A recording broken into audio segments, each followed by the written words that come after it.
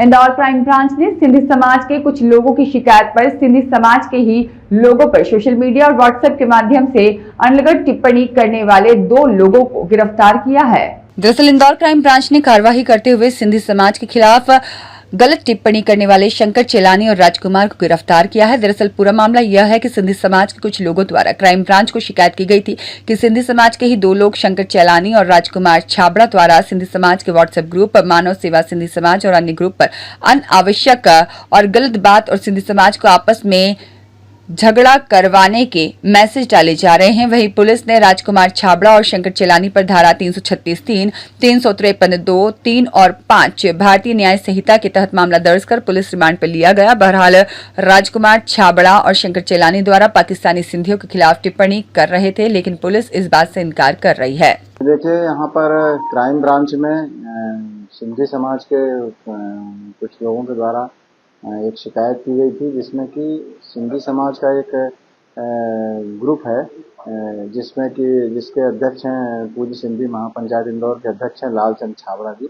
और इस तरह के और अनेकों ग्रुप थे।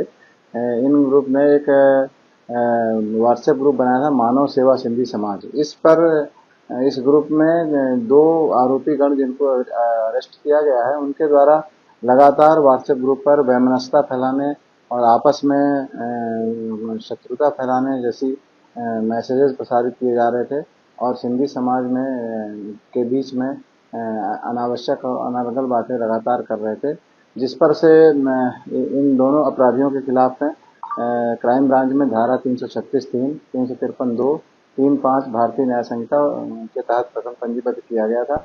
इसी क्रम में जो आरोपी हैं राजकुमार छाबड़िया और शंकर चेलानी, इन दोनों को पुलिस ने अरेस्ट किया है और इनका पुलिस रिमांड लिया है। पुलिस रिमांड ले जाकर इनसे पूछताछ की जाएगी कि ये किस दुर्भावना के साथ इस तरह की बार-बार मैसेजेस प्रसारित कर रहे थे। जिन दोनों को गिरफ्तार किया गया है, प्रोफाइल क्या है? ये राजकुमार छाबड़िया, ये अपने इनका जो प्रोफाइल है उसमें ये कुछ पेपरों के लिए ये लेख लिखते हैं, ऐसा इनके द्वारा बताया गया है। और शंकर चेलानी भी इसमें इनका जो है व्यापारिक लेन देन करते हैं, इनका व्यवसाय, इनका निजी व्यवसाय है।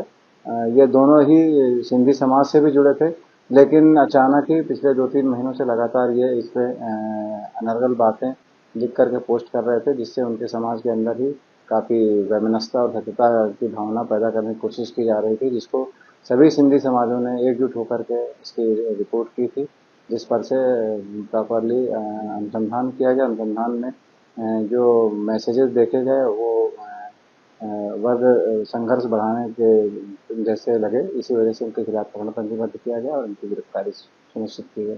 किस तरह के मैसेज कर रहे थे? गिरफ्तारी करने की वजह यही थी, जैसे कि मैंने आपको पहले बताया कि उनकी जो टॉन्टिंग भाषा में लिखना और एक पर्टिकुलर समुदाय को टारगेट करके ये बार-बार उनके खिलाफ लिख रहे थे, जिसकी वजह से उनकी गिरफ्तारी की। तो ये भी उसी समझदार के ताल्लुक रखकर अपने समुदाय के नाम पे ब्राह्मण प्रचार कर रहे हैं।